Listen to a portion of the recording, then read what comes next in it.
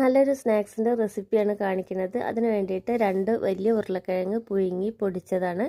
അതിലേക്ക് കുറച്ച് ചില്ലി ഫ്ലേക്സും കുരുമുളക് പൊടി ഇട്ട് കൊടുത്തിട്ടുണ്ട്.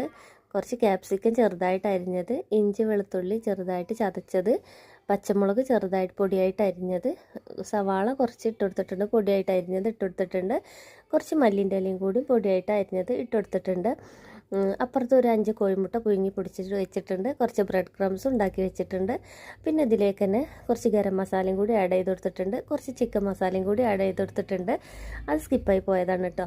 എന്നിട്ട് നല്ലോണം കൈയേറ്റ് കുഴച്ചെടുക്കുക. ഇനി ഇതിലേക്കുള്ള ഒരു ബാറ്റർ തയ്യാറാക്കാൻ 2 ടേബിൾ സ്പൂൺ മൈദ, അതിലേക്ക് കുറച്ച് ചില്ലി ഫ്ലേക്സ്, കുരുമുളക് പൊടി, ഉപ്പ് എന്നിവ ഇട്ടിട്ട് നമ്മൾ ഇതിൽ നിന്ന് കുറച്ച് കയ്യിൽ വെച്ചിട്ട് പരത്തിയിട്ട് അതിൽ ഒരു കോഴിമുട്ടൻ്റെ പകുതി വെച്ചിട്ട് ഒരു കോഴിമുട്ടൻ്റെ ആകൃതി തന്നെ ആക്കിയെടുക്കുക. എന്നിട്ട് ബാറ്ററിൽ മുക്കിയിട്ട് ബ്രെഡ് ക്രംസിൽ മുക്കിയിട്ട് എടുക്കുക. എന്നിട്ടുള്ള ചൂടായ എണ്ണയിൽ പൊരിച്ചെടുക്കുക.